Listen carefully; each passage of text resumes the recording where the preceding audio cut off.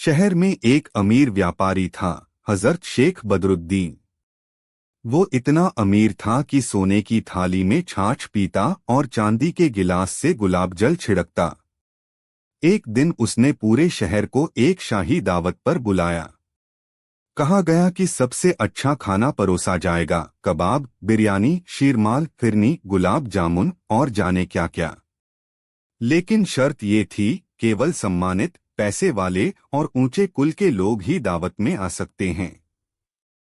अब भला ये क्या बात हुई? मुल्ला नसरुद्दीन को भी न्योता नहीं मिला। लेकिन वो तो मुल्ला ठहरे। उन्हें तो और भी मजा आया। बोले, "ओ चलो अब कुछ खेल किया जाए।" दावत वाले दिन मुल्ला ने अपना सबसे गंदा और पुराना कुर्ता पहन लिया। बाल बिखरे हुए, चप्पल टूटी हुई और हाथ में थी एक लकड़ी की छड़ी जो कभी खड़खड़ाती, कभी खुद गिर जाती। वे सीधा भोज के द्वार पर पहुंचे। द्वारपाल ने देखा और बिना किसी शक के गुस्से से बोला, "हटो हटो, ये गरीब भिखारी कहाँ से आ गया? चलो भागो यहाँ से।" मुल्ला बोले, "मैं भी दावत में आया हूँ।" "दावत में? तुम? कौन बुलाएगा तुम्हें? मैं खुद आया हूँ और पेट भी साथ लाया हूँ। दफा हो जाओ वरना मारकर निकाल देंगे।" मुल्ला ने कुछ नहीं कहा, चुपचाप वापस लौट गए। कुछ देर बाद फिर से मुल्ला लौटे। लेकिन इस बार, उफ! शानदार रेशमी कुर्ता, भारी अचकन, सिर पर चमचमाती पगड़ी, हाथ में मोरपंखी पंखा और गले में चमकते हुए नकली हीरे। जूते तो ऐसे जैसे सीधे सुल्तान के दरबार से चुराए हों। अब जैसे ही द्वारपाल ने देखा, सीधा झुक गया। हुजूर, तशरीफ लाइए, आपका ही इंतजार था। मुल्ला मुस्कुराए और भीतर चले गए। भीतर हर तरफ झूमते हुए लोग थे। खाने की खुशबू ऐसी कि भूख से पेट ने खुद दस्तक दी। मुल्ला को बैठाया गया सबसे आगे, मेहमाने खास की तरह। एक सेवक पंखा झल रहा था, दूसरा पानी डाल रहा था और तीसरा लगातार बोल रहा था, क्या सेवा करें हुजूर? क्या लाएं?" मुल्ला बोले, "सब लाओ जो बना हो।" थोड़ी ही देर में थालियां भर भर कर सामने परोसी जाने लगीं, कबाब, नान, बिरयानी, जलेबी, खीर, फिरनी और फिर एक बड़ी सी परात में मीठा पान। लोग सोचने लगे, कौन है ये आदमी? कहाँ से आया? इतना रौब, इतना शाही अंदाज। मुल्ला ने खाना देखकर सबको चौंका दिया। उन्होंने पहला निवाला उठाया और सीधे अपनी पगड़ी में ठूंस दिया। दूसरा कबाब उठाया और कुर्ते की जेब में डाल दिया। फिर बिरयानी की एक चम्मच और वो भी अचकन के अंदर। सेवक घबरा गए। हुजूर, आप ये क्या कर रहे हैं? खाना खराब हो जाएगा। मुल्ला बोले, नहीं नहीं, आज खाना मैं नहीं, मेरा कुर्ता खा रहा है। सब लोग चौंके। क्या मतलब? मतलब साफ है, मुल्ला बोले, जब मैं फटे पुराने कपड़ों में आया तो किसी ने मुझे अंदर तक नहीं आने दिया। लेकिन जैसे ही ये रेशमी कपड़े पहने, सबने सलाम ठोकना शुरू कर दिया। तो जाहिर है दावत मुझे नहीं, मेरे कपड़ों को दी गई है, इसलिए अब वही खा रहे हैं। पूरा हॉल सन्नाटे में चला गया और फिर जोरदार ठहाका गूंजा। वहां मौजूद सभी लोग हंसी से लोटपोट हो गए। किसी को भी उम्मीद नहीं थी कि मुल्ला ऐसा कुछ करेंगे।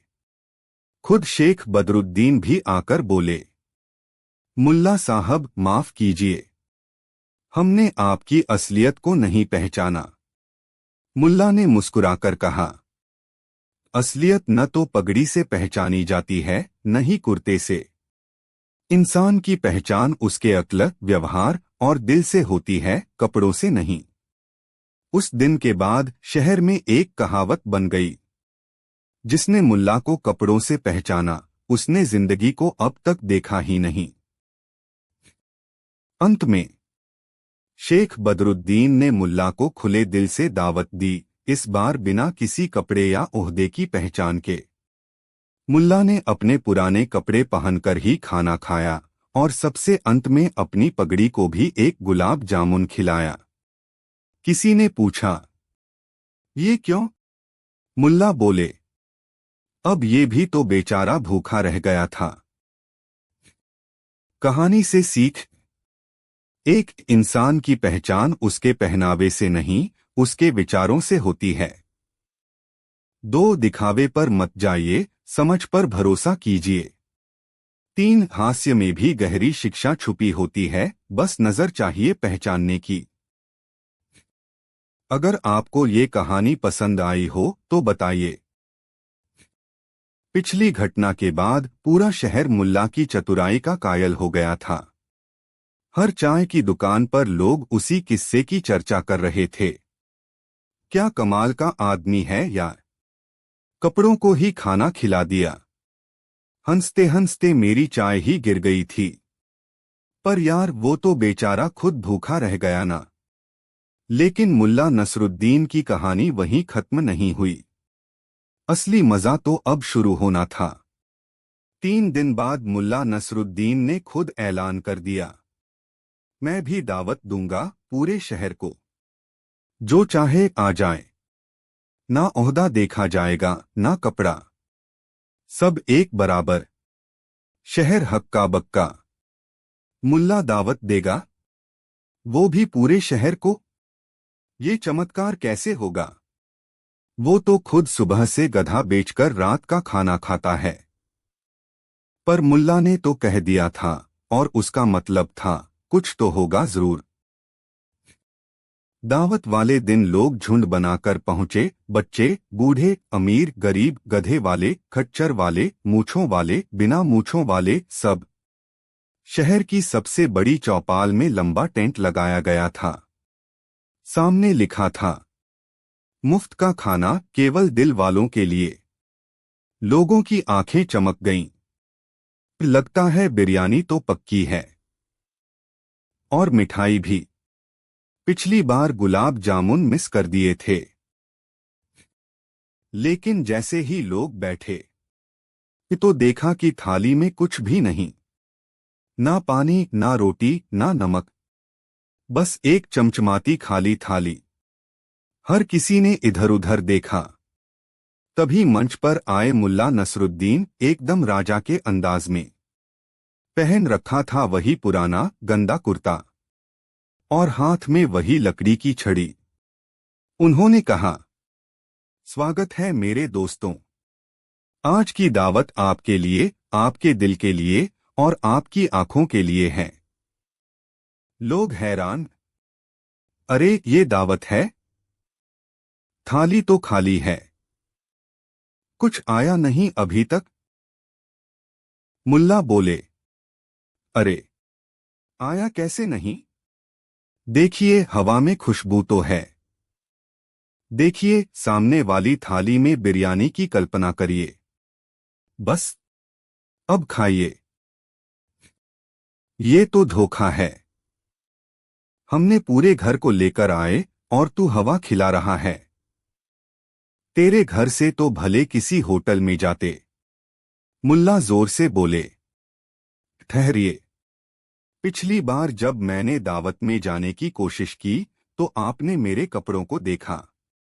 इस बार मैंने कपड़ों को हटा दिया, अब आप सिर्फ मेरी नियत देखिए। थाली भले खाली हो पर दिल भरा हुआ है। लोग बोले, पर इससे पेट नहीं भरता। मुल्ला बोले, बिल्कुल सही। जैसे खाली थाली से पेट नहीं भरता, वैसे ही बिना समझदारी के इज्जत नहीं मिलती। इसलिए अगले बार जब किसी को देखो तो उसकी सोच को पहचानो, कपड़े, शक्ल या थाली नहीं। और फिर लोगों की नाराजगी हंसी में बदल गई। बच्चे बोले, मुल्ला चाचा फिर जीत गए। बुजुर्ग बोले, ये आदमी हीरा है, बस धूल में लिपटा हुआ। शेख बदरुद्दीन तक दावत में आए और बोले, मुल्ला साहब, आज फिर आपने सिखा दिया कि दिखावे की दुनिया में दिल का होना ही सबसे बड़ी दौलत है। मुल्ला मुस्कुराए और बोले, और मुफ्त का खाना कभी कभी सिर्फ दिमाग के लिए होता है, पेट के लिए नहीं। कहानी से सीख। एक, खाली थाली से पेट नहीं भरता और दिखावे से इज्जत नहीं मिलती। दो, जिस समाज में कपड़े और औकात से इज्जत दी जाती है, वहां मुल्ला जैसे लोग आईना होते हैं। तीन, बुद्धि से बड़ी कोई दावत नहीं, बस खाने वाला चाहिए जो समझ सके। मुल्ला नसरुद्दीन की मुफ्त की दावत वाली कहानी अब पूरे इलाके में फैल चुकी थी। बच्चे बूढ़े अमीर गरीब हर कोई अब उनकी बातें करता।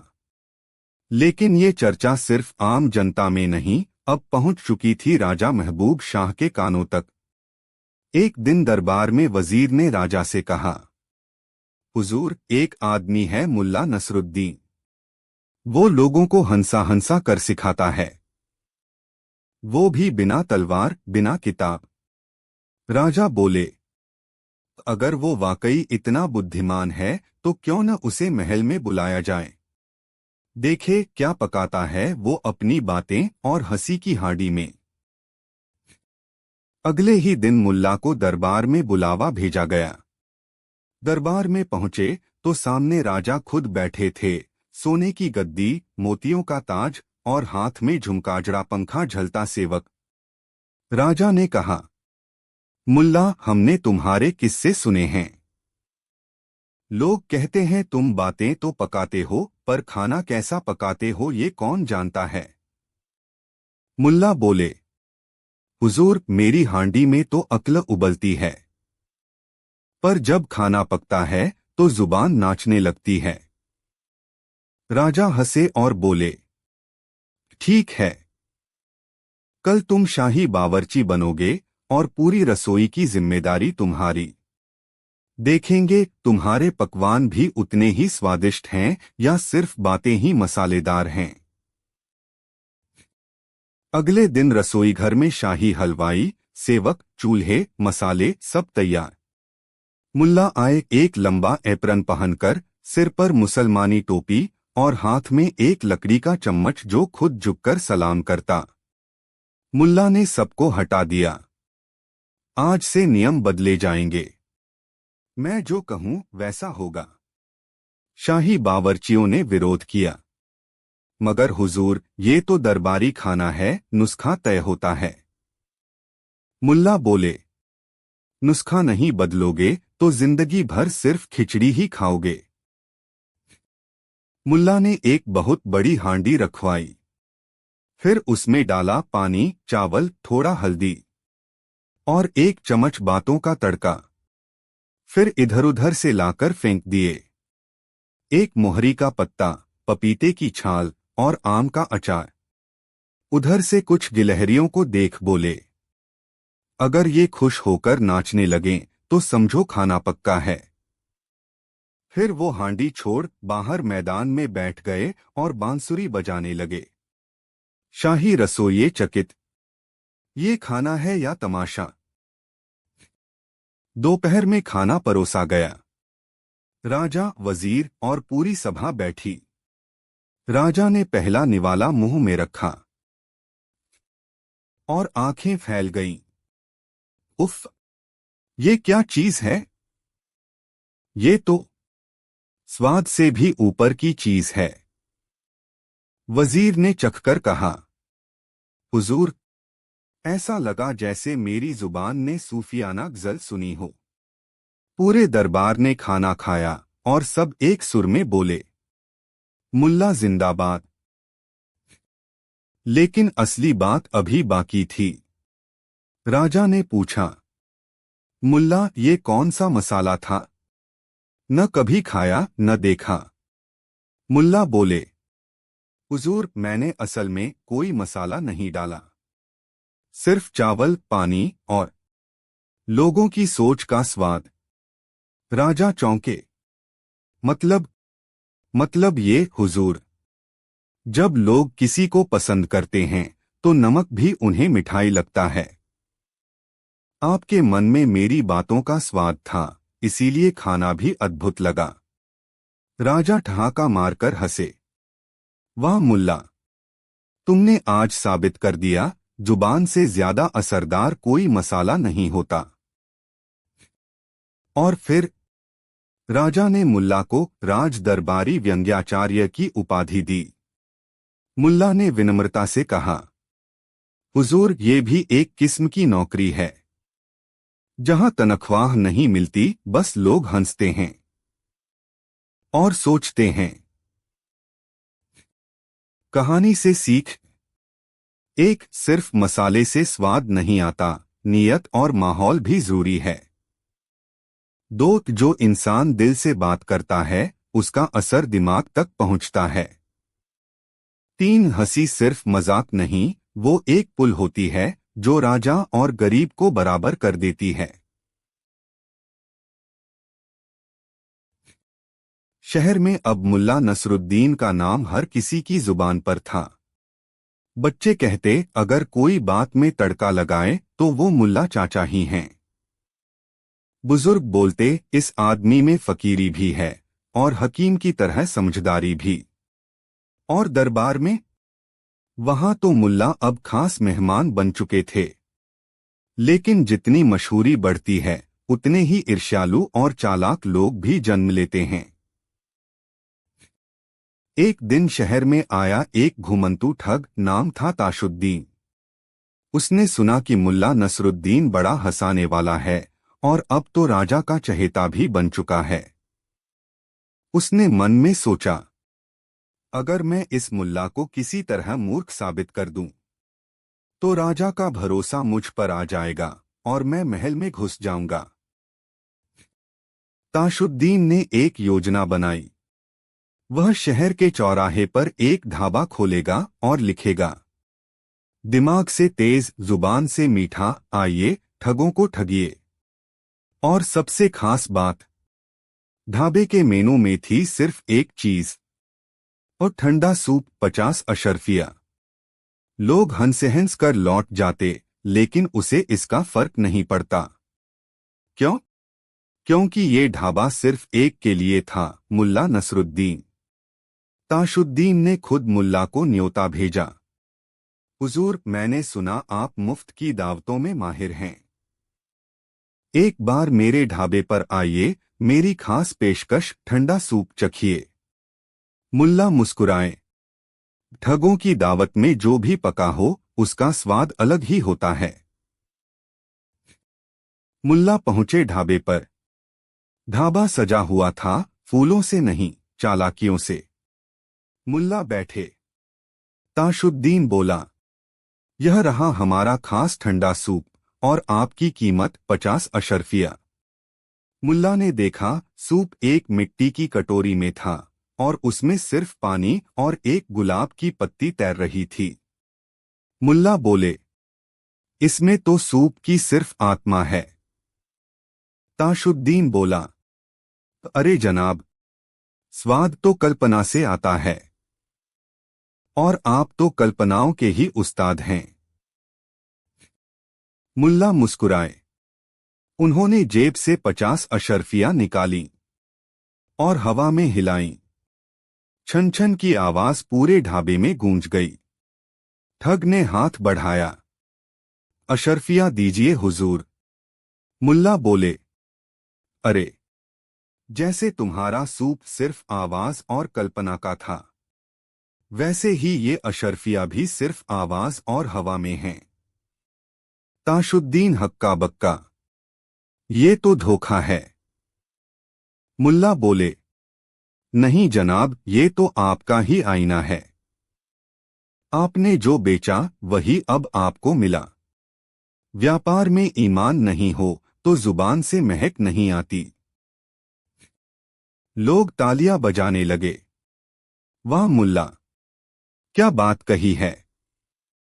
इस ठग का तो कचूमर बना डाला। ताशुद्दीन शर्म से गड़ गया। उसने झुककर कहा, मुल्ला साहब, मैं मान गया। मैं आपको नीचा दिखाना चाहता था, पर आपने तो मुझे ऊंचाई दिखा दी। मुल्ला बोले, दुनिया में हर इंसान को ठगने की एक सीमा है। अगर कोई तुम्हें कल्पना बेच रहा है तो देखो क्या वो तुम्हारी समझ भी ले रहा है। और सबसे जरूरी बात, मुफ्त का खाना हो या महंगा सूप, अगर उसमें ईमानदारी का स्वाद नहीं तो वो सिर्फ धोखा है। अंत, ठग ने अपने ढाबे का नाम बदल दिया। मुल्ला का सच्चा सूप बिना दिखावे, सिर्फ स्वाद। अब वहां सच में स्वादिष्ट खाना मिलने लगा और ताशुद्दीन भी ईमानदारी से जीने लगा। कहानी से सीख, एक धोखा देने वाले को कभी न कभी आईना जरूर दिखता है। दो, सच्ची समझदारी केवल हंसी से नहीं, सीख से भी आती है। तीन, मुफ्त या महंगा, हर चीज में सबसे जरूरी होता है ईमान।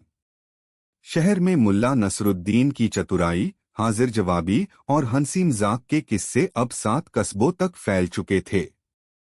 जहां कहीं लोग दुखी होते वहां कोई कहता, अरे मुल्ला से मिलो, हंसी में हल हो जाएगा। लेकिन जब कोई सबका चहेता बनता है तो ईर्ष्या की आंधी भी चलती है। दुश्मन की चाल। शहर में एक आदमी था, हकीम सत्तार मिर्चीवाला। नाम मिर्चीवाला, लेकिन उसका स्वभाव था जहर जैसा कड़वा। उसे खलने लगा कि मुल्ला हर जगह सम्मान पा रहा है और वो बस मसाले पीस रहा है। तो उसने सोचा, अगर मैं इसे बदनाम कर दूं और कहूं कि ये जो कहता है वो सब झूठ है, तो इसकी इज्जत मिट्टी में मिल जाएगी। सत्तार मिर्ची वाले ने काजी के सामने एक मुकदमा दर्ज करवा दिया। हुजूर, ये मुल्ला हर जगह लोगों को भ्रमित करता है। ये कहता है कि बिना पैसा दिए खाना मिल सकता है। ये कहता है कि आवाज में भी भुगतान हो सकता है। ये सब झूठ है। मैं मांग करता हूं कि इसे झूठा और बहकाने वाला घोषित किया जाए। मुल्ला ने कहा, मैं खुद अपनी पैरवी करूंगा। सुनवाई का दिन आया। पूरा शहर उमड़ पड़ा। एक तरफ था मिर्चीवाला, लाल चोगा, आंखों में आग। दूसरी ओर थे मुल्ला, अपनी पुरानी टोपी, वही मुस्कान और हाथ में झोली। काजी ने पूछा, मुल्ला, तुम्हारे ऊपर गंभीर आरोप है, क्या सफाई है तुम्हारे पास? मुल्ला बोले, हुजूर, मैं चाहता हूं कि आप इस केस को अनोखे ढंग से देखें। मैं इस अदालत में 3 बातें साबित करूंगा, और अगर मैं हार जाऊं तो खुद को झूठा मान लूंगा। काजी बोले, ठीक है, बताओ क्या करोगे? पहला प्रयोग, धुएं से रोटी। मुल्ला बोले, ये मिर्चीवाला एक बार तंदूर के पास खड़ा था और सिर्फ धुआं सूंघ रहा था। मैंने उसे हंसी में कहा था, धुएं से भी पेट भर सकता है। मिर्चीवाला चिल्लाया, हाँ, और वो झूठ था। मुल्ला बोले, तो हुजूर, आप निर्णय दीजिए, क्या भूख सिर्फ रोटी से मिटती है, या फिर कोई इंसान उम्मीद और हंसी से भी जी सकता है? काजी सोच में पड़ गया। हम बात में तो वजन है। दूसरा प्रयोग, सिक्कों की आवाज। मुल्ला बोले, एक बार एक गरीब ने मुझे खाना दिया था और मैंने उसे सिर्फ सिक्कों की आवाज सुनवाई थी। लोगों ने कहा, क्या ये भुगतान है? लेकिन हुजूर, जब कोई सिर्फ तारीफ से खुश हो जाए तो क्या सिक्के जरूरी हैं? काजी ने कहा, इसमें भी हकीकत छुपी है। कभी कभी भावना मोल से ऊपर होती है। तीसरा प्रयोग, मूल्य की पहचान। मुल्ला ने एक झोली से एक पत्थर निकाला। कहा, हुजूर, ये पत्थर मुझे गली से मिला। मैं इसे मिर्ची वाले को बेचता हूं, 1000 अशरफिया। क्या ये इसकी कीमत है? मिर्ची वाले बोला, बिल्कुल नहीं। ये तो बेकार चीज है। मुल्ला बोला, तो फिर मेरी बातों की कीमत कौन तय करेगा? तुम या वो लोग जो उसे सुनकर जीवन जीना सीखते हैं? काजी खड़ा हुआ। मुल्ला नसरुद्दीन ने आज साबित कर दिया कि सच्चाई सिर्फ तर्क नहीं, अनुभव और असर से भी साबित होती है। किसी को अगर उसकी बातों से जीवन में प्रकाश मिलता है तो वो झूठा नहीं, मार्गदर्शक होता है। यह अदालत मुल्ला को निर्दोष घोषित करती है। और अंत में मिर्चीवाला सिर झुकाकर चला गया। लोगों ने मुल्ला को कंधों पर बैठा लिया। मुल्ला बोले, उस सच्चाई की सबसे बड़ी ताकत ये है, वो बोले या न बोले वो महसूस की जाती है। कहानी से सीख। एक, हर सच्चाई को अदालत में साबित नहीं किया जाता, कुछ सच्चाइयां जीवन में जी जाती हैं। दो, जो दिल से बोलता है उसकी बातें झूठ नहीं होती, वो दवा होती हैं। तीन, ज्ञान की कीमत सिक्कों में नहीं, असर में होती है। मुल्ला नसरुद्दीन अब पूरे शहर के चहेते बन चुके थे।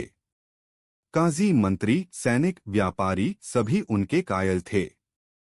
राजा भी सोचने लगा, जिस आदमी की बातें लोगों के दिल बदल देती हैं, अगर वो एक दिन के लिए राजा बने तो कुछ नया जरूर होगा। तो एक दिन राजा ने घोषणा की, कल एक दिन के लिए मुल्ला नसरुद्दीन हमारे शहर के राजा होंगे। शहर में खुशी की लहर दौड़ गई। बाजार सजाए गए, हर घर पर दिया जला। अगले दिन मुल्ला को राजसी वस्त्र पहनाए गए, मोती की जालीदार पगड़ी, सुनहरा अंगरखा और जूते। बस वही पुराने फटे चप्पल, क्योंकि मुल्ला बोले, ताज बदल सकता है, सोच नहीं। राजगद्दी पर बैठते ही मुल्ला ने पहला आदेश दिया, आज कोई काम नहीं करेगा, हर कोई सिर्फ सुनने का काम करेगा। लोग चौंक गए। सुनना? मुल्ला ने शहर में ढिंढोरा पिटवाया। जो दुकानदार दिन भर ग्राहकों को नहीं सुनेगा, उसकी दुकान बंद। जो शिक्षक छात्रों की बात नहीं सुनेगा, स्कूल बंद। और जो राजा प्रजा की नहीं सुनेगा, वो ताज छोड़ देगा। पूरा शहर एकदम खामोश और शांत।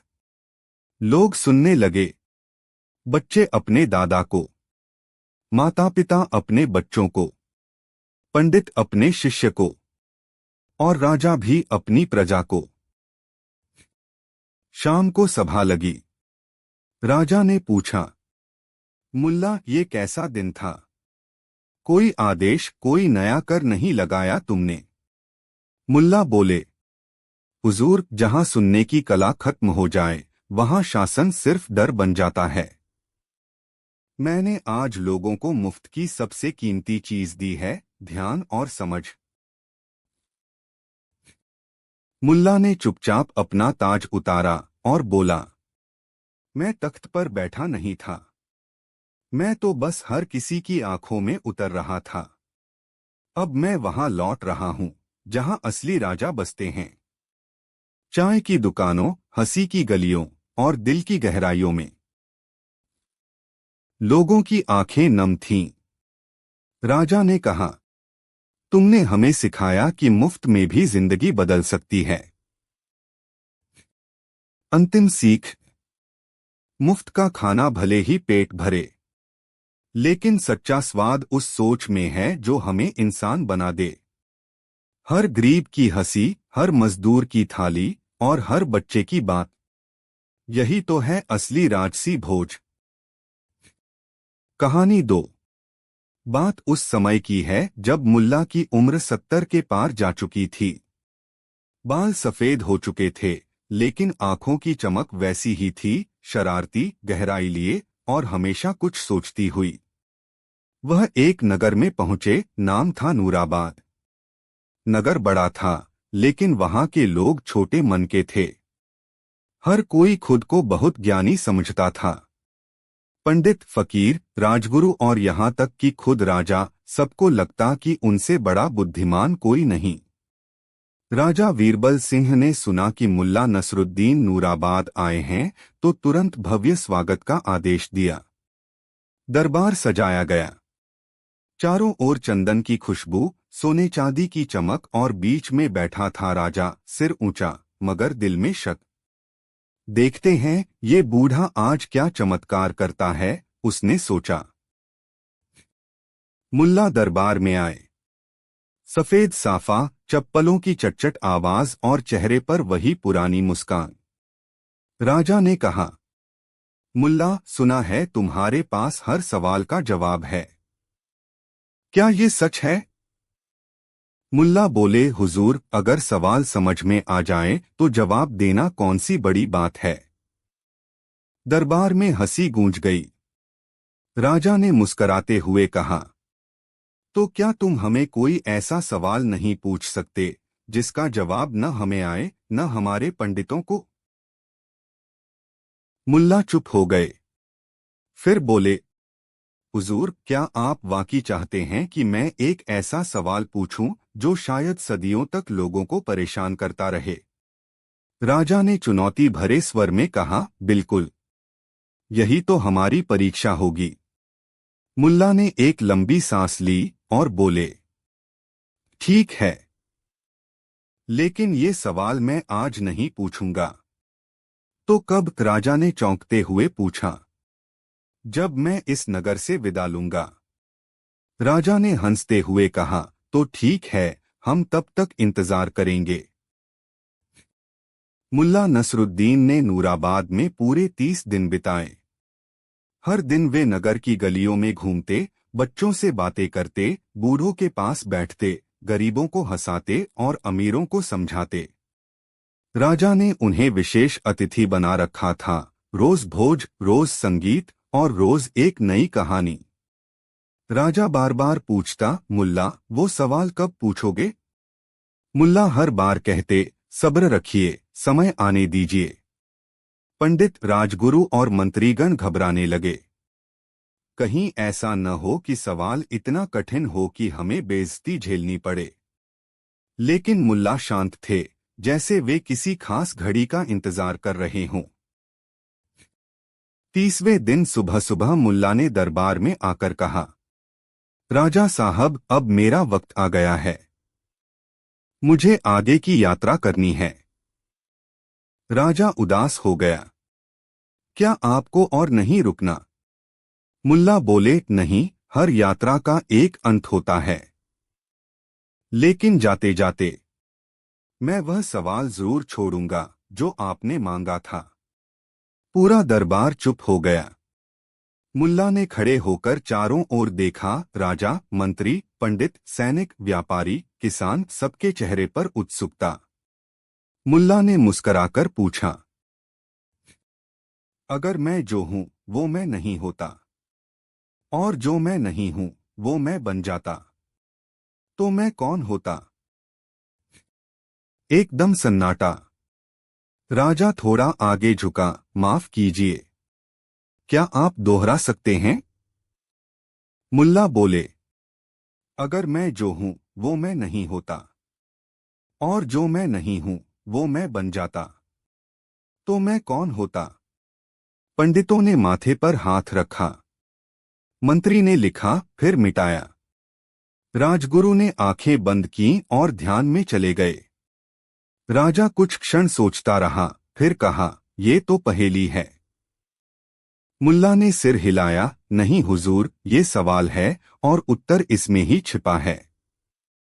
राजा ने कहा, मुझे लगता है ये शब्दों का खेल है। आप भ्रम फैला रहे हैं। मुल्ला मुस्कराए, कभी कभी भ्रम ही सच्चाई के दरवाजे खोलता है। मुल्ला ने कहा, मैं अब जा रहा हूं। इस सवाल का उत्तर आपको खुद ढूंढना होगा। फिर वे चल पड़े। दरबार से बाहर, नगर से बाहर, और फिर कहीं खो गए। राजा ने सभी विद्वानों को बुलाया। पंडित, मौलवी, फकीर, शिक्षक, संत, सबने सवाल को पढ़ा, उल्टा पलटा, लेकिन उत्तर न मिला। अगर मैं जो हूं वो मैं नहीं होता तो क्या मतलब? मैं राजा हूं, अगर राजा न होता तो कौन होता? लेकिन फिर जो मैं नहीं हूं वो मैं बन जाता। यह तो उलझा हुआ सवाल था। कुछ ने कहा यह आत्मा का प्रश्न है। कुछ ने कहा यह पहचान का संकट है। कुछ ने कहा यह बस एक मजाक है। लेकिन जवाब कोई नहीं दे सका। सालों बाद वक्त बीतता गया। राजा बूढ़ा हो गया। कई पंडित मर गए, कई नई पीढ़ियां आईं। लेकिन हर साल दरबार में एक दिन मुल्ला दिवस मनाया जाता और उस दिन वही सवाल दोहराया जाता। अगर मैं जो हूं वो मैं नहीं होता और जो मैं नहीं हूं वो मैं बन जाता तो मैं कौन होता? आज भी कई विद्वान कहते हैं यह सवाल नहीं, एक आईना है। कुछ कहते हैं यह मनुष्य की पहचान, उसकी आत्मा, उसकी सामाजिक भूमिका और उसके भ्रम का चित्र है। लेकिन कोई यह दावा नहीं कर सका कि उसने इसका उत्तर पा लिया। और लोग कहते हैं कि मुल्ला नसरुद्दीन ने जाते जाते वो नहीं छोड़ा जो शब्दों में है, बल्कि एक ऐसी सोच छोड़ दी जो हर मनुष्य को उसके अंदर झांकने पर मजबूर करती है। क्या आप इस सवाल का उत्तर जानते हैं? अगर मैं जो हूं वो मैं नहीं होता और जो मैं नहीं हूं वो मैं बन जाता तो मैं कौन होता?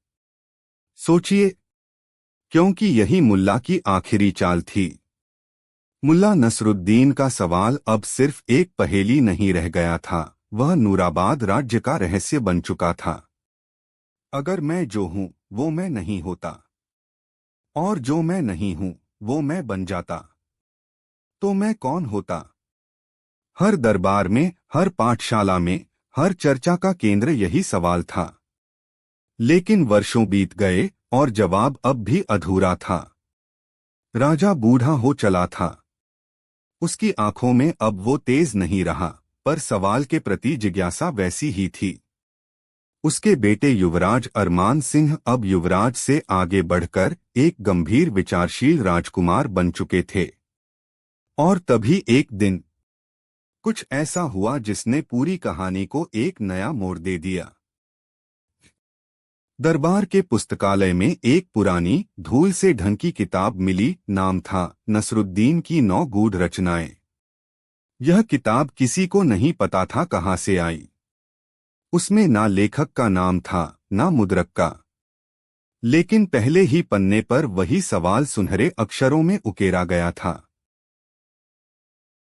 अगर मैं जो हूं वो मैं नहीं होता और जो मैं नहीं हूं वो मैं बन जाता तो मैं कौन होता? और उसके नीचे लिखा था, उत्तर वहां नहीं है जहां तुम ढूंढ रहे हो। उत्तर वहां है जहां तुम कभी देखते ही नहीं। राजा ने वह किताब युवराज को दी और कहा, अगर कोई इस सवाल को सुलझा सकता है तो वो तुम हो। अरमान सिंह पढ़ा लिखा था, दर्शन में रुचि रखता था। उसने किताब को पढ़ा, हर शब्द को, हर इशारे को। उसमें मुल्ला के जीवन से जुड़े 9 किस्से थे, लेकिन हर कहानी अधूरी थी। हर कहानी का अंत एक ही पंक्ति पर होता, क्या तुम अब समझे मैं कौन हूं? अरमान परेशान था। क्यों मुल्ला ने अपने आखिरी सालों में ऐसी पहेलियों को रचा?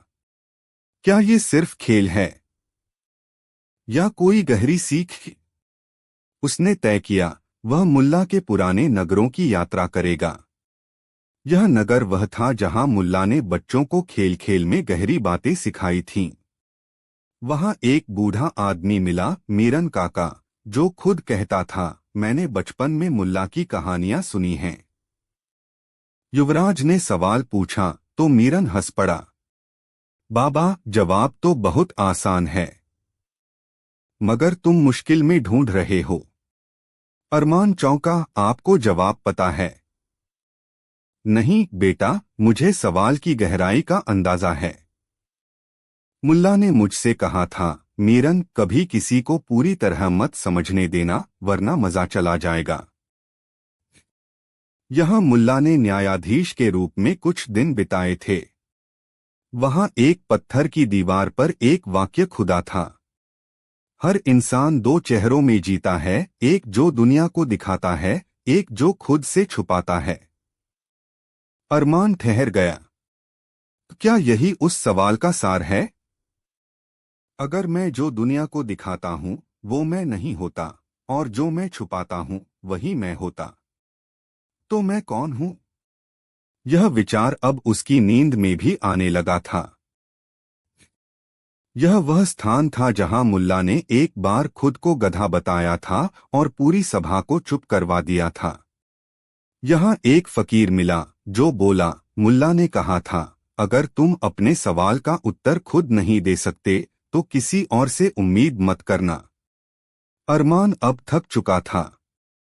उसने खुद से कहा, क्या मैं कभी जवाब पा सकूंगा? अंत में अरमान नूराबाद लौट आया। उसने मुल्ला के पुराने ठिकाने पर खुदाई करवाई जहां मुल्ला 30 दिन ठहरे थे। वहां एक छोटा सा संदूक निकला।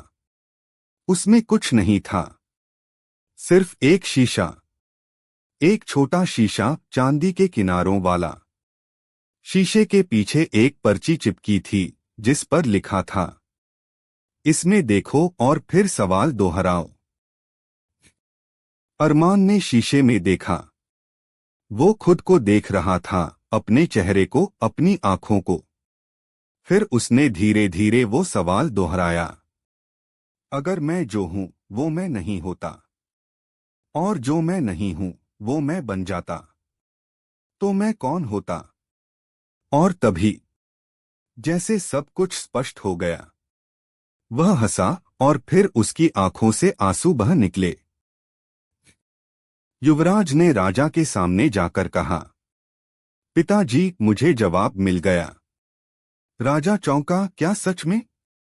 अरमान बोला, इस सवाल का जवाब कोई शब्द नहीं है, कोई वाक्य नहीं है। इसका उत्तर सिर्फ आत्मज्ञान है। अगर मैं वो नहीं हूं जो दुनिया को दिखा रहा हूं, और वो बन रहा हूं जो मैं नहीं हूं, तो मैं भ्रम में हूं। और जब मैं खुद को देख पाऊं, असली मैं को, तभी मैं जान सकता हूं मैं कौन हूं। राजा शांत हो गया। पूरा दरबार मौन में डूब गया। एक आखिरी पर्ची उस संदूक के अंदर छिपी थी, शायद अरमान ने तब नहीं देखी। उस पर लिखा था, जो खुद को जान ले वो सारे सवालों से मुक्त हो जाए, और जो सवालों में ही उलझा रहे वो कभी खुद को जान ही नहीं पाए। मुल्ला नसरुद्दीन। क्योंकि सवाल अब भी वही है, अगर मैं जो हूं वो मैं नहीं होता, और जो मैं नहीं हूं वो मैं बन जाता, तो मैं कौन होता? अब ये सवाल आपका है। युवराज अरमान ने दरबार में जब आत्मज्ञान की बात कही तो राजा, पंडित, मंत्री सब चुप रह गए। मुल्ला नसरुद्दीन का वो सवाल जो सालों से राजमहल की दीवारों में गूंज रहा था, अब एक नई रोशनी में सामने था। अरमान बोला, मुल्ला का सवाल सिर्फ शब्दों का खेल नहीं था। वो एक आईना था जिसमें हम सभी को अपना असली चेहरा देखना था। हम जो बनना चाहते हैं वो कभी कभी हमारी सच्चाई नहीं होता, और जो हम वास्तव में हैं उसे हम दुनिया से छुपाते हैं। यह सवाल हमें अपने भीतर झांकने के लिए मजबूर करता है। राजा की आंखों में आंसू आ गए। उसने अपने पुत्र को गले लगाया। तू अब केवल मेरा बेटा नहीं, तू मुल्ला की उस विरासत का उत्तराधिकारी है जो बुद्धि, विनम्रता और हंसी की सबसे बड़ी मिसाल है। राजा ने आदेश दिया, नगर के बीचों बीच मुल्ला नसरुद्दीन की एक प्रतिमा स्थापित की जाए। लेकिन एक शर्त थी, मूर्ति का चेहरा ऐसा बनाया जाए जिसमें एक तरफ हंसी हो और दूसरी तरफ गंभीरता। क्योंकि यही मुल्ला की असली पहचान थी, हंसी में छिपी गहरी समझ। मूर्ति के नीचे वही सवाल उकेरा गया, अगर मैं जो हूं वो मैं नहीं होता, और जो मैं नहीं हूं वो मैं बन जाता, तो मैं कौन होता? और नीचे छोटा सा उत्तर लिखा गया, अब खुद से पूछो, जवाब वही है। नूराबाद का नगर फिर से मुस्कुराने लगा। लोग अब सिर्फ उत्तर खोजने में नहीं, सवाल को समझने में लगे थे। और वहीं किसी गली के मोड़ पर एक बूढ़ा व्यक्ति बच्चों को कहानी सुना रहा था। उसके चेहरे पर एक हल्की मुस्कान थी और आवाज में वही पुरानी शरारत। तो बच्चों, जब तुम बड़े हो जाओ और किसी दिन खुद से पूछो मैं कौन हूं, तो याद रखना, मुल्ला ने सवाल तो छोड़ दिया था, मगर जवाब वो तुम में छुपा बैठा है। कहानी 3। बहुत पुरानी बात है। एक समय में एक राज्य था, महाराजपुर। उस राज्य का राजा था राजा अजब सिंह। नाम जितना अजब, स्वभाव उससे भी अजीब। राजा को लगता था कि वो सारे संसार का सबसे बुद्धिमान इंसान है। कोई उसके सामने बोले उससे बर्दाश्त नहीं होता। लेकिन एक दिन महल में एक खबर आई जिसने सब बदल दिया। राजा के वजीर ने कहा, हुजूर, मुल्ला नसरुद्दीन नाम का आदमी पड़ोसी राज्य में ऐसा ऐसा जवाब देता है कि लोग सोचते रह जाते हैं और हंसते हंसते सुध-बुध खो बैठते हैं। राजा की भौहें तन गईं। कोई है जो मुझसे तेज दिमाग वाला? बुलाओ उसे। अगर सवाल का जवाब न दे सका तो सीधा जेल में डाल दूंगा। 2 सिपाही मुल्ला को बुलाने गए। मुल्ला उस वक्त एक बकरी से बहस कर रहा था। तू घास खा, मेरी टोपी नहीं। सिपाही बोले, राजा तुम्हें बुला रहे हैं। मुल्ला बोले, क्यों? क्या बकरी ने उनके बगीचे में घास खा ली? राजा ने सब दरबारियों को बुलाया। सिंहासन पर बैठकर बोला, मुल्ला, मैं तुमसे एक सवाल पूछूंगा। अगर उत्तर दे दिया तो इनाम मिलेगा, नहीं दे पाए तो उम्र भर की जेल। मुल्ला मुस्कराया, हुजूर, सवाल तो पूछिए, लेकिन याद रहे, उत्तर अगर भारी पड़े तो ताज हिल भी सकता है। राजा बोला, मुल्ला, ये बताओ, दुनिया की सबसे भारी चीज कौन सी है, जो दिखाई नहीं देती लेकिन हर कोई उसे ढोता है? दरबार में सन्नाटा छा गया। सब दरबारी एक दूसरे का मुंह देखने लगे। कुछ ने कहा सोच, कुछ बोले बोझ। राजा बोला, जवाब एक ही सही होगा, और अगर तुम नहीं बता सके तो पहरेदार तैयार हैं। मुल्ला ने थोड़ी देर आंखें बंद की, फिर ताली बजाई और बोले, हुजूर, इसका जवाब है इंसान की उम्मीद। ये सबसे भारी होती है, क्योंकि जब कोई गरीब रोटी के लिए तरसता है तब भी वो उम्मीद करता है कि कल पेट भर जाएगा। और जब कोई राजा खुद को सबसे बुद्धिमान समझता है तब भी उम्मीद करता है कि कोई उसे टक्कर न दे। राजा चौंक गया। राजा हंस पड़ा। पहले तो हल्की मुस्कान आई, फिर धीरे धीरे पेट पकड़कर हंसने लगा। वाह मुल्ला, तुम्हारा जवाब सिर्फ बुद्धिमानी नहीं, दर्प को भी धो देता है। तुमने मेरी चुनौती को जीत लिया और मेरा अहंकार भी हर लिया। राजा ने कहा, मुल्ला, मैं वादा करता हूं, तुम जो चाहो मांगो। मुल्ला बोले, महाराज, अगर आप वाकई खुश हैं तो इस राज्य में हंसी टैक्स माफ कर दो, ताकि लोग खुलकर हंस सकें। राजा ने उसी समय घोषणा कर दी, अब हमारे राज्य में हंसने पर कोई टैक्स नहीं लगेगा, बल्कि हंसी को नया करुणा मूल्य मिलेगा। मुल्ला ने जाते जाते एक बात कही, राजा वो नहीं जो सवाल पूछे, राजा वो है जो उत्तर सुनने की हिम्मत रखे। राजा ने झुककर मुल्ला को सलाम किया और बोला, आज तुमने मेरी गद्दी नहीं छीनी, लेकिन मेरे दिमाग को ताज जरूर पहना दिया। सीख है, एक, सवाल करना आसान है, उत्तर सहना मुश्किल। दो, हर किसी के पास एक अनदेखा बोझ होता है, उम्मीद। उसे हल्का बनाना सबसे बड़ा काम है। तीन, हंसी कोई मजाक नहीं, ये आत्मा का संगीत है। कैसी लगी ये कहानी जनाब? राजा अजब सिंह को चैन नहीं आ रहा था।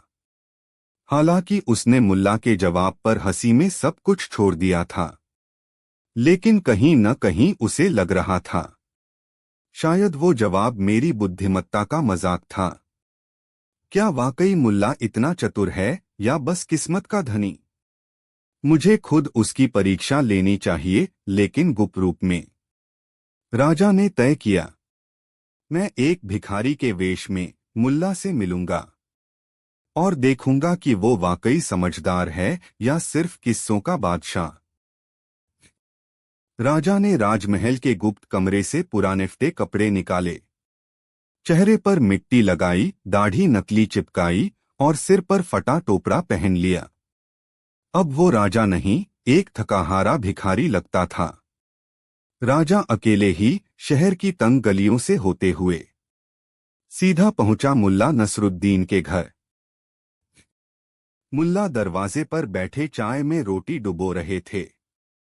राजा ने भीख मांगने की अदा में कहा, हुजूर, मैं एक अनाथ बेसहारा आदमी हूं, थोड़ी मदद करें।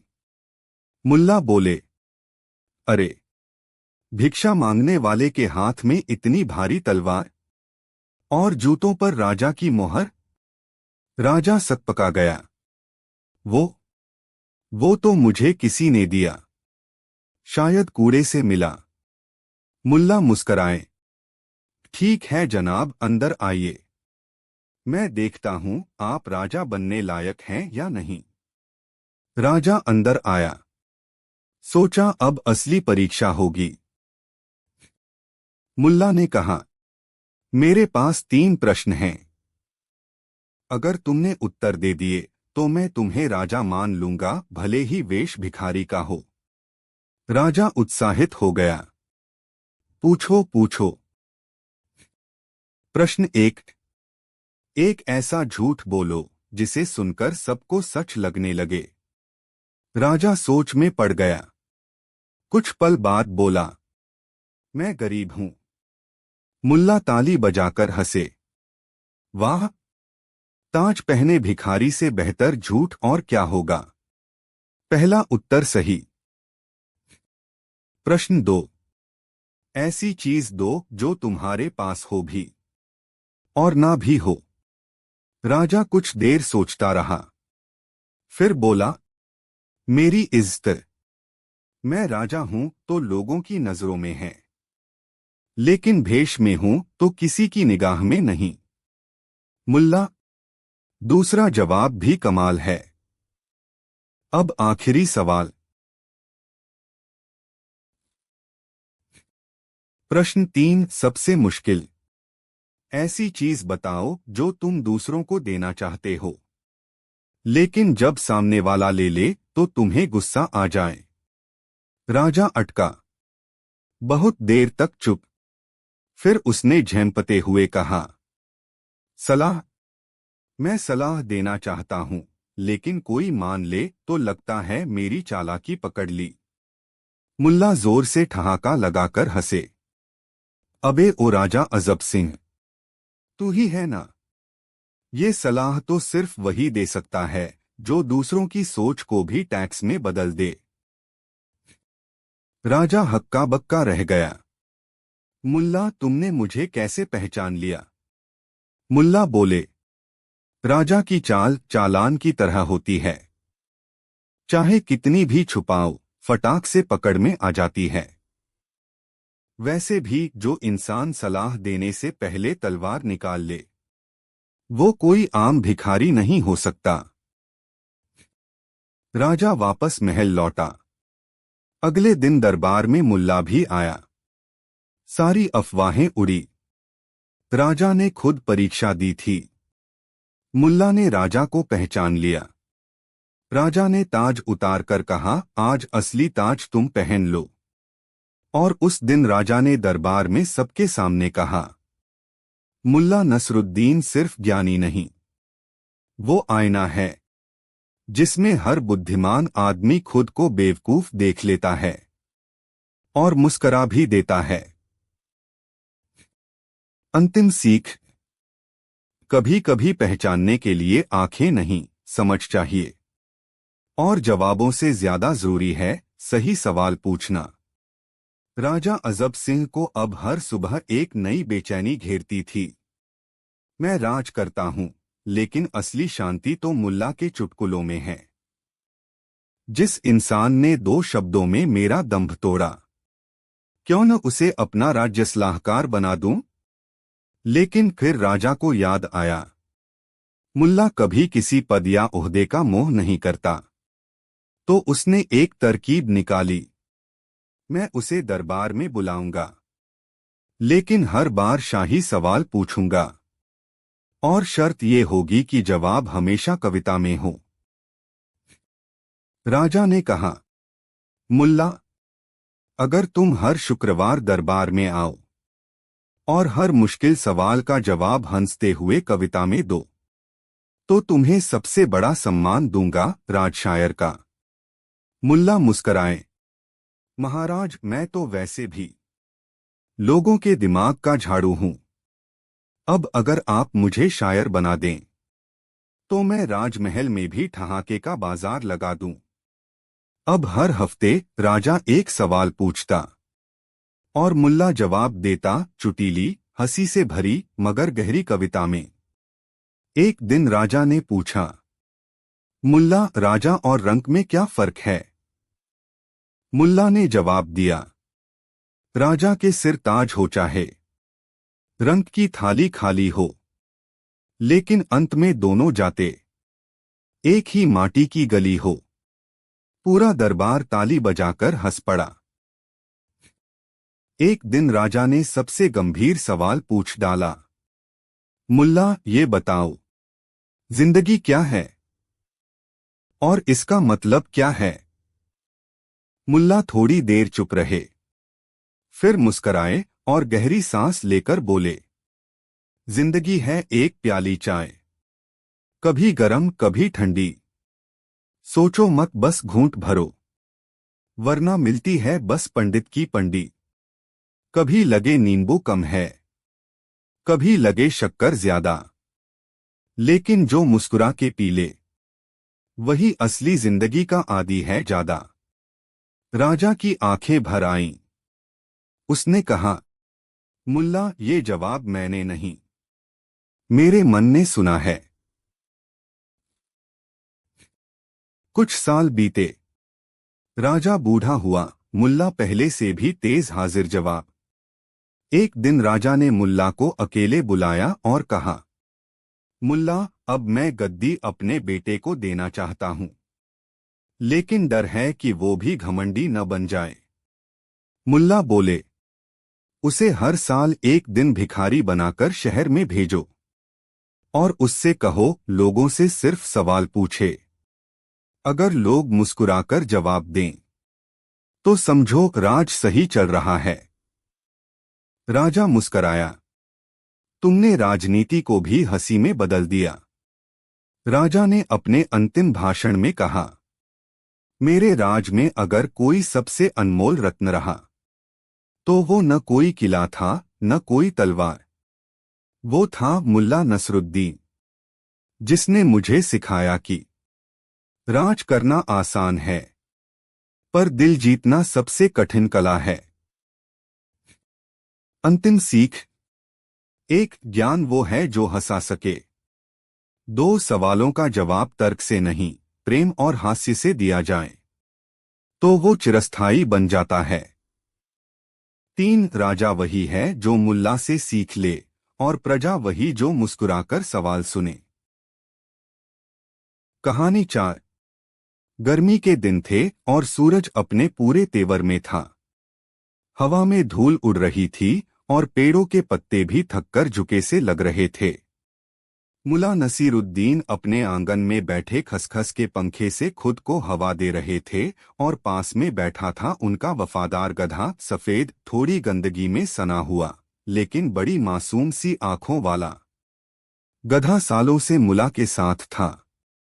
कभी बोझ उठाता, कभी बाजार जाता, कभी बच्चों को सवारी करवाता और कभी कभी खुद ही गुम हो जाता, लेकिन हर बार लौट आता।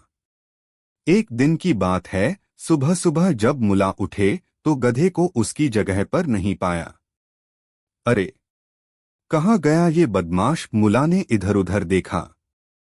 आंगन, खलिहान, पड़ोसी का घर, गांव की गली, हर जगह ढूंढा लेकिन गधे का कोई पता नहीं।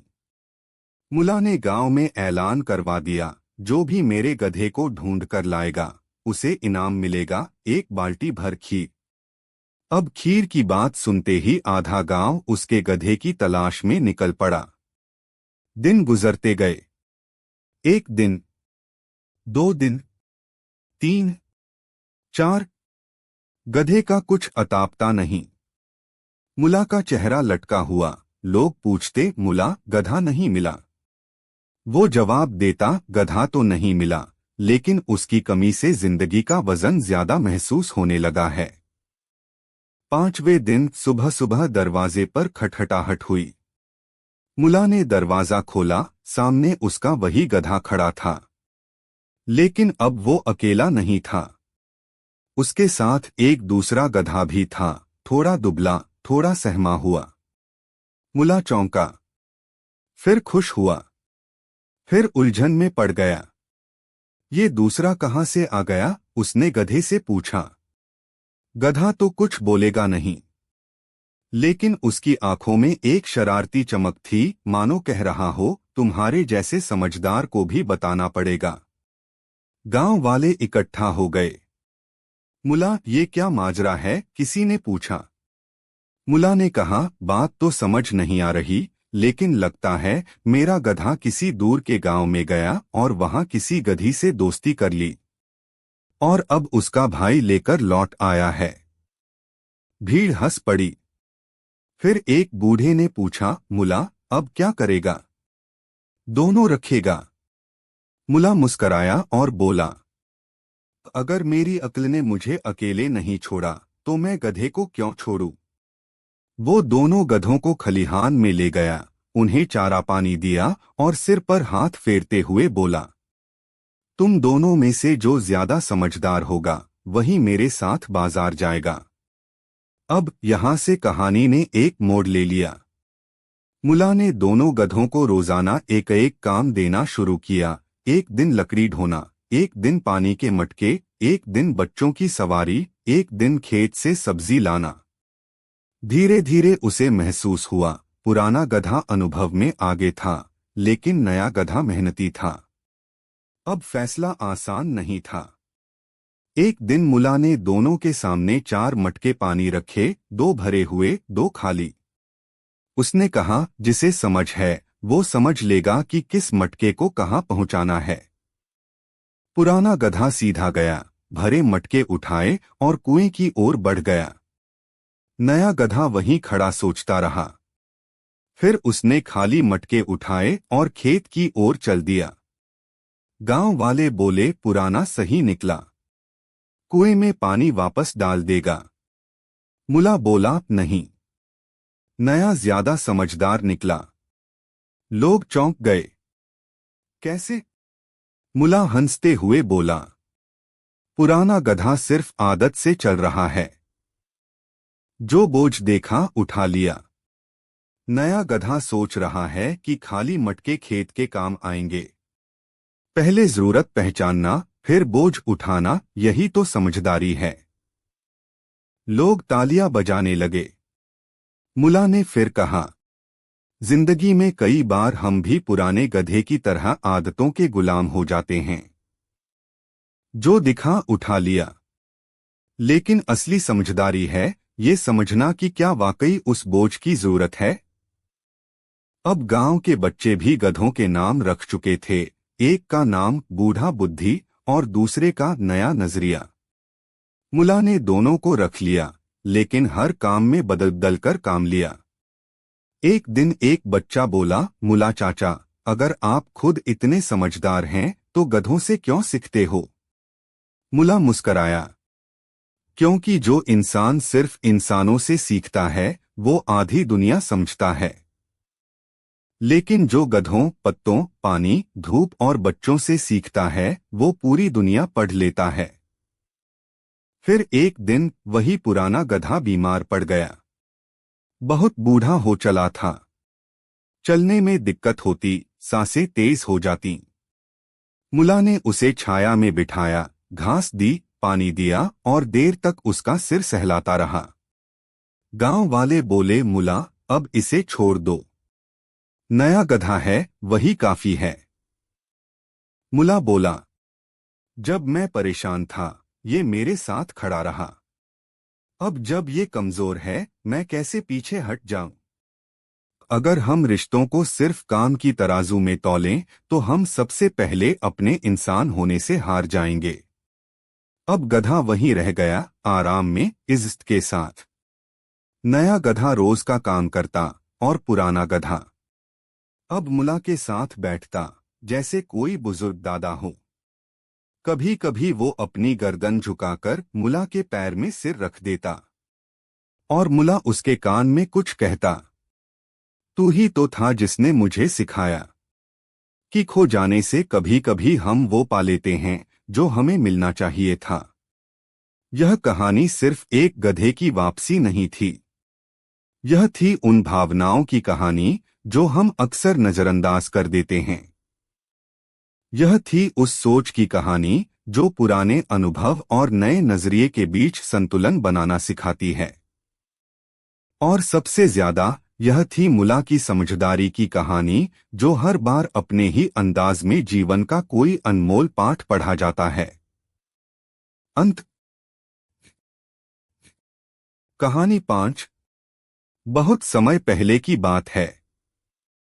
एक छोटा सा गांव था, सादा, शांत, लेकिन लोगों से भरा हुआ। वहां हर समस्या का हल ढूंढा जाता था, कभी तर्क से, कभी बहस से और कभी मुला नसीरुद्दीन से। मुला नसीरुद्दीन उस गांव का अनोखा सितारा था। उसके जवाब, उसके फैसले, उसकी बातों में गजब का मिजाज होता था। लोग कहते थे, अगर अदालतें भी मुला जैसी होती तो आधे झगड़े हंसी में खत्म हो जाते। एक दिन गांव में हल्ला मच गया। दो लोग, अहमद और राशिद, जोर से चिल्लाते हुए चौपाल की तरफ दौड़ रहे थे। उनके पीछे गांव वाले भी जमा हो गए। अहमद चिल्लाया, मुला, तू ही बता, इसने मेरी बकरी चुराई है। राशिद पीछे से चिल्लाया, झूठ, इसकी बकरी मेरे खेत में घुस आई थी, मैंने पकड़ ली, अब मेरी। मुला उसी समय अपने लकड़ी के झूले पर बैठा तंबाकू पी रहा था। उसने आंखें खोलीं, मुस्कराया और कहा, लगता है आज अदालत लगानी पड़ेगी। गांव वाले तुरंत पंक्तियों में बैठ गए। बच्चों ने तालियां बजाईं और मुला ने सिर पर टोपी ठीक की, झूले से उठकर एक पत्थर को अपनी कुर्सी बना लिया। वहीं बनी मुला की अदालत। मुला ने पहले अहमद से कहा, तुम बताओ तुम्हारी बकरी कैसे चुराई गई? अहमद बोला, मैं रोज की तरह बकरी चराने गया था। तभी अचानक मैं थोड़ी देर के लिए खेत से बाहर गया। वापस आया तो बकरी गायब। लोगों ने बताया कि राशिद के खेत में है। अब ये कह रहा है कि वो उसकी है। मुला ने गर्दन हिलाई, फिर राशिद की ओर देखा। और तुम्हारा क्या कहना है? राशिद बोला, मुला साहब, बकरी खुद मेरे खेत में घुसी। मैंने सोचा कोई आवारा जानवर है, पकड़ा और अपने बाड़े में बांध दिया। अब जब तक कोई सबूत न हो कि ये उसी की है, मैं नहीं लौटाऊंगा। गांव वाले कुछ अहमद के पक्ष में थे, कुछ राशिद के। माहौल गर्म हो गया। मुल्ला ने आंखें बंद की और कुछ सोचने लगा। फिर अचानक बोला, ठीक है, अब बकरी को बुलाओ, अदालत तभी पूरी होगी। कुछ लोग दौड़े और बकरी ले आए। बकरी भी समझ रही थी कि कुछ गड़बड़ है, वो भी बेफिक्री से घूम रही थी। मुल्ला ने कुछ नहीं कहा। उसने पहले अहमद को कहा, तुम बकरी से कुछ कहो, जैसे रोज कहा करते हो। अहमद थोड़ा सकुचाया, फिर प्यार से बोला, आ जा रानी, चल मेरे साथ चल। बकरी ने सिर उठाया और धीरे धीरे उसके पास आने लगी। मुल्ला ने हाथ उठाकर उसे रोक दिया। अब राशिद से कहा, अब तुम उसे बुलाओ। राशिद थोड़ा झेंपा, फिर बेमन से बोला, आजा बकरी आजा। बकरी ने उसकी तरफ देखा भी नहीं। अब मुल्ला मुस्कराया, बोला, फैसला हो गया। बकरी की अदालत में वही मालिक सच्चा होता है जिसकी आवाज पर बकरी दौड़कर आए। ये जानवर मूर्ख नहीं होते, ये वफादार होते हैं। गांव वाले हंसने लगे, तालियां बजने लगीं। अहमद अपनी बकरी लेकर चला गया और राशिद चुपचाप खड़ा रह गया। कहानी 6। बहुत पुरानी बात है। एक छोटे से गांव में मुल्ला नसीरुद्दीन नाम का आदमी रहता था। लंबी टोपी, हल्की मुस्कान और गजब की चतुराई। गांव वाले उसे कभी मौलवी समझते, कभी मजाकिया, कभी पागल तो कभी ज्ञानी। लेकिन एक बात सभी मानते थे, मुल्ला के पास हर सवाल का जवाब होता है। गांव में कोई भी उलझन हो, चाहे वह जीवन से जुड़ी हो या प्रेम से, शादी से या व्यापार से, लोग सीधा मुल्ला के पास जाते। अब समस्या यह थी कि हर दिन लोग वही भी सवाल लेकर पहुंचते थे। कभी कोई पूछता, मुल्ला सच्चा प्यार क्या होता है? दूसरा पूछता, मुल्ला शादी करनी चाहिए या नहीं? तीसरा पूछता, मुल्ला जिंदगी का असली मतलब क्या है? और चौथा पूछता, मुल्ला ईमानदारी का क्या फायदा जब सब बेईमानी से आगे बढ़ रहे हैं? हर दिन वही सवाल, बार बार। कई बार वही व्यक्ति उसी सवाल को नए लहजे में पूछ लेता, लेकिन मुल्ला मुस्कुराता, जवाब देता और लोगों को संतुष्ट करता। पर एक दिन ऐसा हुआ कि मुल्ला थक गया। पहला दृश्य चायखाने की भीड़। गांव का चायखाना लोगों से भरा हुआ था। मिट्टी के कुल्हड़ में गर्म चाय, हल्की सी धूप, और मुल्ला एक कोने में बैठा अपनी खास लकड़ी की छड़ी लेकर सोच में डूबा था। तभी एक युवक आया, नाम था याकूब। मुल्ला याकूब बोला, एक बात बताओ। मुल्ला मुस्कराया, बोलो बेटा। तो अगर किस्मत में कुछ लिखा ही नहीं है तो मेहनत करने का क्या फायदा? मुल्ला ने उसकी आंखों में देखा और कहा, अगर तुम्हें यह पता चल जाए कि किताब में क्या लिखा है तो किताब पढ़नी क्यों पड़े? मेहनत भी किताब का हिस्सा है। याकूब हैरान हुआ। भीड़ में से कुछ लोगों ने ताली बजाई। लेकिन अभी वह गया भी नहीं था कि एक और लड़का आ गया। वही सवाल, मुल्ला क्या किस्मत से लड़ना चाहिए या उसे स्वीकार करना चाहिए? मुल्ला ने बिना कुछ बोले उसे सिर्फ देखा। फिर बोला, तू सोचता है तू लड़ रहा है, लेकिन तुझसे लड़ने वाली भी किस्मत ही है। जब तू थक जाएगा तब तुझे समझ आएगा कि वही जीतती है जब तू उसके साथ बहने लगे। फिर से तालियां। ऐसे ही एक एक करके 5 लोग आए। पांचों ने वही सवाल अलग अलग अंदाज में पूछा। मुल्ला ने सबको जवाब दिया, लेकिन अब उसकी मुस्कान में थकान थी। अगले दिन मुल्ला सुबह सुबह मस्जिद के बाहर बैठ गया। सामने एक छोटा सा मंच था। उसने गांव वालों को बुलाया और कहा, आज मैं तुम्हें जीवन का सबसे बड़ा रहस्य बताने वाला हूं। बस सब लोग ध्यान से सुने। लोग इकट्ठा हो गए, बूढ़े, जवान, औरतें, बच्चे, सभी। मुल्ला ने आंखें बंद कीं और कहा, सच्चा सुख उस समय आता है जब मन शांत हो, और मन शांत तब होता है जब तुम सवाल पूछना बंद कर दो। लोगों ने देखा मुल्ला ने इतनी बड़ी बात कह दी, पर फिर किसी ने पीछे से चिल्ला दिया, मुल्ला, लेकिन मन शांत कैसे हो? मुल्ला मुस्कराया, सवाल फिर से शुरू। फिर एक और बोला, मुल्ला, ये सच्चा सुख क्या होता है? मुल्ला ने कुछ नहीं कहा, बस मुस्कराता रहा। फिर तीसरे ने पूछा, क्या शादी करने से मन शांत होता है? अब मुल्ला ने गहरी सांस ली, आंखें बंद की और कहा, तो कल इसी वक्त आना, मैं तुम्हारे सभी सवालों का जवाब दूंगा। लोगों ने हामी भरी और अगले दिन का इंतजार करने लगे। अगले दिन भीड़ और बड़ी थी। मंच पर चढ़कर मुल्ला ने पूछा, कौन जानना चाहता है कि जिंदगी का असली मतलब क्या है? लोगों ने हाथ उठाए, हम। मुल्ला ने फिर पूछा, क्या तुम वाकई जानना चाहते हो? लोगों ने जोर से कहा, हाँ। मुल्ला झुका, सामने आया और धीरे से कहा, मैं नहीं जानता। लोग चौंक गए। कुछ ने हंसी उड़ाई, कुछ गुस्से में चले गए। मुल्ला मुस्कराता रहा। फिर उसने कहा, तुम सब यही चाहते थे ना कि मैं कुछ नया बताऊं? जब मैंने सच बोला कि मैं नहीं जानता, तो तुम्हें बुरा लगा।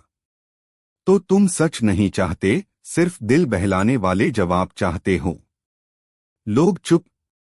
मुल्ला ने तीसरे दिन सबको फिर बुलाया। लोग आए, थोड़ा नाराज, थोड़ा जिज्ञासु। मुल्ला ने पूछा, क्या तुम कल मेरे जवाब से संतुष्ट हुए? लोग बोले, नहीं। मुल्ला ने पूछा, क्यों नहीं? लोग बोले, क्योंकि तुमने कहा मैं नहीं जानता। मुल्ला ने हंसते हुए कहा, और अगर मैं कहता मैं जानता हूं, तो तुम अगला सवाल पूछते, कैसे जानते हो? फिर पूछते, क्या तुम भगवान हो? फिर पूछते, क्यों भगवान हमें सब नहीं बताते? और फिर मैं वही जवाब देता जो मैं हर दिन देता हूं। लेकिन तुम समझते नहीं, क्योंकि तुम सुनने नहीं, सिर्फ पूछने आते हो। भीड़ बिल्कुल शांत। मुल्ला ने एक थैला निकाला। उसमें से 5 पत्थर निकाले, सभी अलग अलग आकार के। फिर वह बोला, मान लो ये 5 पत्थर 5 सवाल हैं। 1, मैं कौन हूं? 2, मैं यहां क्यों हूं? 3, मुझे क्या करना चाहिए? 4, क्या ईश्वर है? 5, मुझे सुख कब मिलेगा? मैं रोज इन 5 पत्थरों को उठाता हूँ, साफ करता हूँ, वापस रख देता हूँ। लेकिन कोई इन्हें उठाकर समझने की कोशिश नहीं करता। सब बस पूछते हैं। तुम में से किसी ने ये पत्थर उठाकर यह नहीं पूछा, क्या मैं इन्हें खुद समझ सकता हूँ? लोगों की आंखें खुली की खुली रह गईं। फिर मुल्ला ने कहा, जवाब सुनने में अच्छा लगता है, लेकिन जवाब तब तक बेकार है जब तक वह तुम्हारे भीतर से न निकले। मैं जो कहता हूं वह मेरा अनुभव है। तुम्हें अपना अनुभव चाहिए, और वह अनुभव तब मिलेगा जब तुम सवाल पूछना बंद करोगे और जीना शुरू करोगे। लोग स्तब्ध रह गए। कोई ताली नहीं, कोई चिल्लाहट नहीं, बस एक सन्नाटा। और उस सन्नाटे में गूंज रही थी मुल्ला की आवाज। लोग धीरे धीरे वहां से उठकर चले गए, लेकिन इस बार उनके चेहरे पर हल्की सी मुस्कान थी। कोई हंसी नहीं उड़ा रहा था, कोई सवाल नहीं पूछ रहा था। याकूब, वही लड़का जो रोज सवाल पूछता था, वापस आया। बोला, मुल्ला, आज मैंने कोई सवाल नहीं पूछा, लेकिन मुझे जवाब मिल गया। मुल्ला ने मुस्कराकर कहा, शाबाश, यही तो मेरी असली जीत है। सीख। इस कहानी से हमें यह सीखने को मिलता है कि हर सवाल का जवाब बाहर नहीं, हमारे अंदर होता है। जब हम बार बार दूसरों से सवाल पूछते हैं तो हम सिर्फ शब्द इकट्ठा कर रहे होते हैं, ज्ञान नहीं। ज्ञान तब आता है जब हम उसे जीते हैं।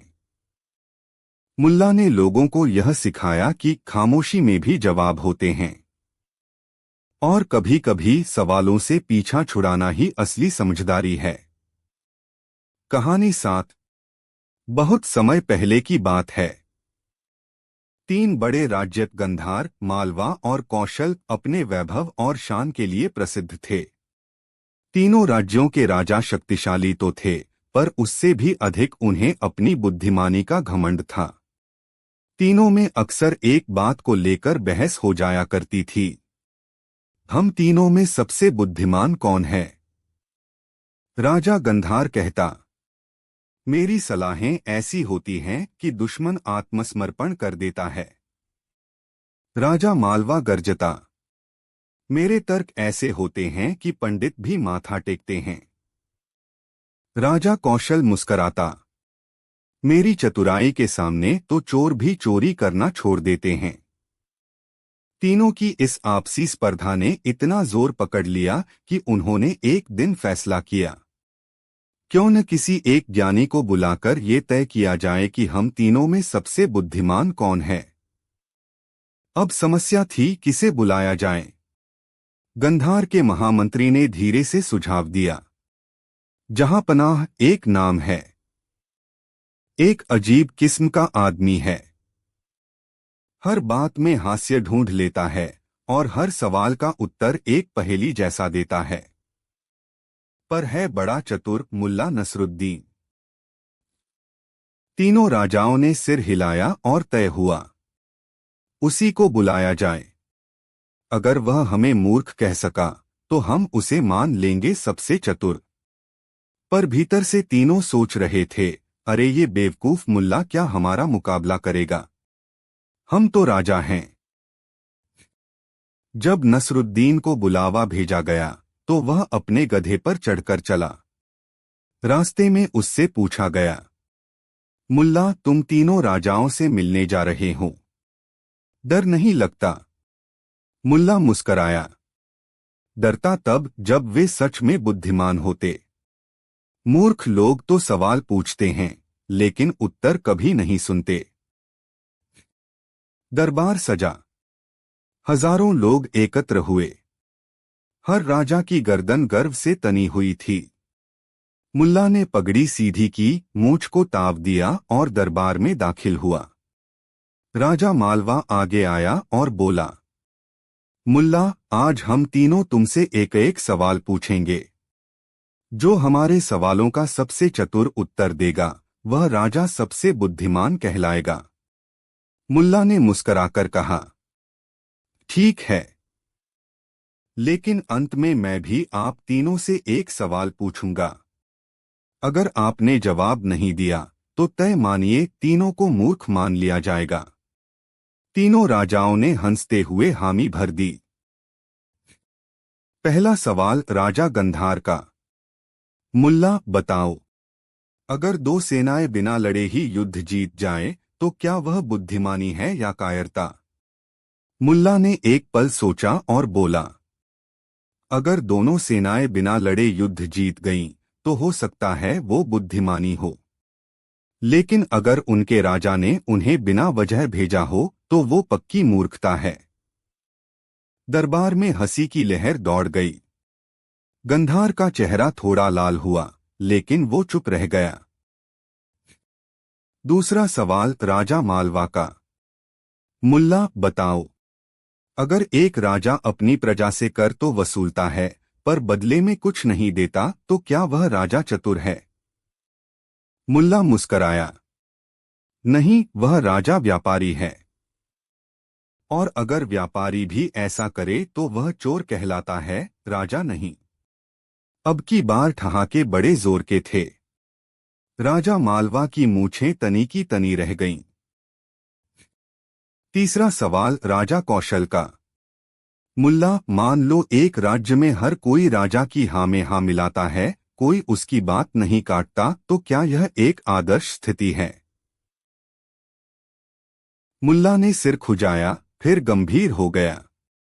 बोला, हाँ, वह आदर्श स्थिति है, एक पिंजरे की तोता स्थिति, जहां सभी बोलते हैं लेकिन किसी की आवाज उसकी अपनी नहीं होती। अब की बार सन्नाटा छा गया। राजा कौशल ने कुछ कहने की कोशिश की, लेकिन शब्द जैसे खो गए थे। मुल्ला ने अपनी टेढ़ी मुस्कान के साथ कहा, अब मेरी बारी। सवाल बहुत आसान है, बस ईमानदारी चाहिए। अगर एक नाव में 3 राजा सवार हों और नाव डूब रही हो तो कौन बचेगा? तीनों राजा चौंके। राजा गंधार बोला, जो तैरना जानता होगा। राजा मालवा बोला, जो बुद्धिमान होगा वही बच पाएगा। राजा कौशल बोला, जो नाव छोड़कर पहले कूदा होगा वही। मुल्ला हंस पड़ा। जोरदार ठहाका लगाकर बोला, गलत। नाव में 3 राजा थे, तो बचेगा वही जो राजा नहीं है, क्योंकि राजा कभी समय पर सही फैसला नहीं करता। पूरा दरबार सन्न। फिर ठहाकों से गूंज उठा। मंत्रियों ने ताली बजाई, सिपाहियों ने सर झुकाया और प्रजा ने हंसी से दरबार हिला दिया। राजा गंधार ने धीरे से कहा, मुल्ला, तुम्हारा उत्तर कड़वा था, लेकिन सच था।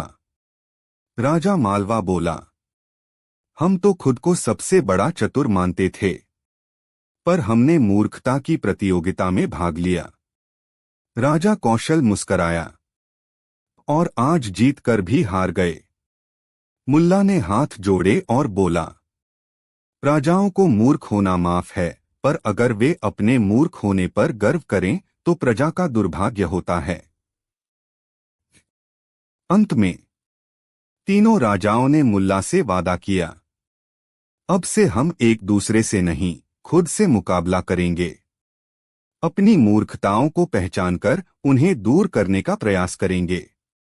मुल्ला गधे पर चढ़ा और जाते जाते कह गया, बुद्धिमान वही होता है जो मान ले कि वो हमेशा सब कुछ नहीं जानता। जो अपनी मूर्खता को नहीं पहचानता वह कभी बुद्धिमान नहीं बन सकता। राजाओं को सबसे पहले अपनी हाँ में हाँ कहने वाली भीड़ से बाहर निकलना चाहिए। सबसे मुश्किल सवाल वो होते हैं जिनका उत्तर आत्मा से देना होता है, दिमाग से नहीं। और मुल्ला नसरुद्दीन जैसा हर युग में एक चाहिए जो हंसी हंसी में दुनिया का आईना दिखा दे। अगर आपको ये कहानी पसंद आई हो तो बताइए, मैं अगली किस रोचक कहानी पर काम करूं।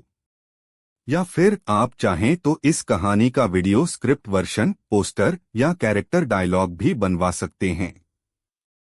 बिल्कुल। अब हम इस कहानी का अगला भाग यानी मुल्ला नसरुद्दीन और 3 मूर्ख राजा भाग 2 पेश कर रहे हैं, जहां पहले भाग की घटना के कुछ समय बाद एक नया मोड़ आता है। इसमें अब सिर्फ मजा ही नहीं बल्कि धोखा, चालाकी और एक चौंकाने वाला रहस्य भी सामने आता है। मुल्ला नसरुद्दीन गधे पर बैठा अपने शहर वापस लौट चुका था।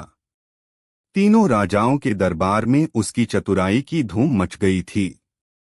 लोग अब उसके किस्से हर नुक्कड़ पर सुनाने लगे। लेकिन राजाओं का घमंड अभी पूरी तरह मरा नहीं था।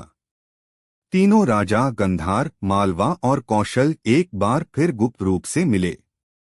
राजा गंधार ने दांत पीसते हुए कहा, उस नसरुद्दीन ने हमारी खिल्ली उड़ाई। अब जनता हमारी बुद्धिमानी पर हंसती है। राजा मालवा ने गुस्से में मुट्ठी भींची। हमें बदला लेना चाहिए, पर ऐसे कि किसी को शक भी न हो। राजा कौशल ने चालाकी से मुस्कुराकर कहा, हम उसे फिर से बुलाएंगे, इस बार सम्मान देने के नाम पर। फिर हम उसे एक ऐसी चुनौती देंगे जो उसके बस की नहीं होगी। तीनों ने सिर हिलाया। अब की बार नसरुद्दीन खुद अपने ही जाल में फंसेगा। कुछ ही दिन बाद मुल्ला के पास फिर से शाही संदेश पहुंचा।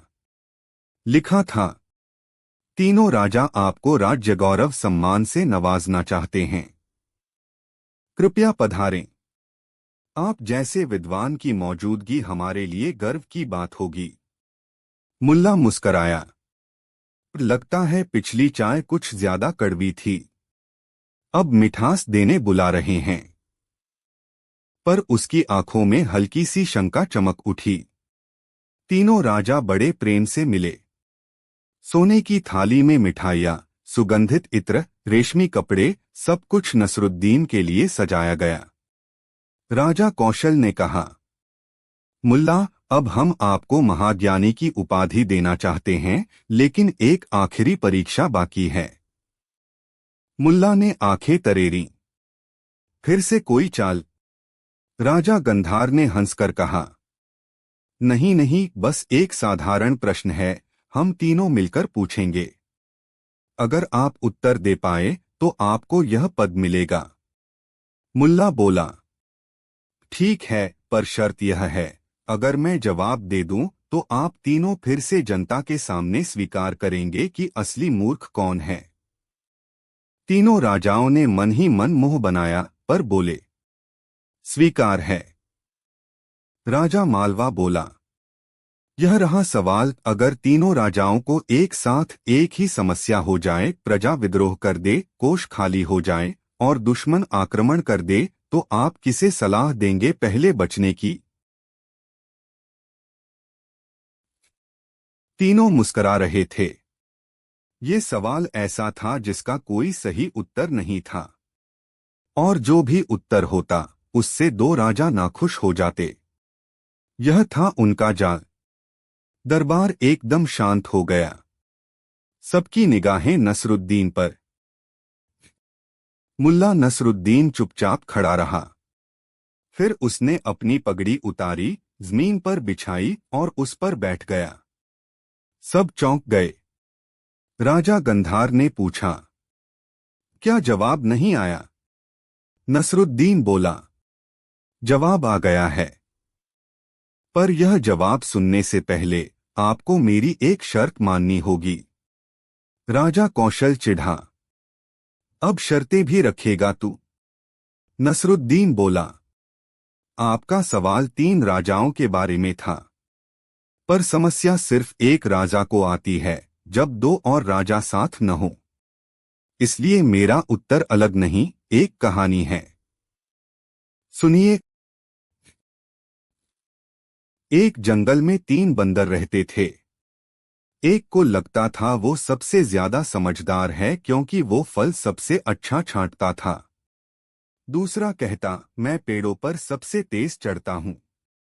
तीसरा बोला, मैं इंसानों की भाषा समझता हूँ। एक दिन जंगल में आग लग गई। तीनों बंदर भागने लगे। पहला सोचने लगा, मुझे पहले फल बचाने चाहिए। दूसरा सोचने लगा, मैं ऊंचे पेड़ पर चढ़ जाऊं, आग मुझे छू न पाए। तीसरा बैठकर इंसानों की भाषा में मदद मांगने लगा। तीनों मारे गए। क्यों? क्योंकि जब आग लगती है तब बहस नहीं, भागना चाहिए। और जो सिर्फ खुद को सबसे चतुर मानते हैं वो सबसे पहले जलते हैं।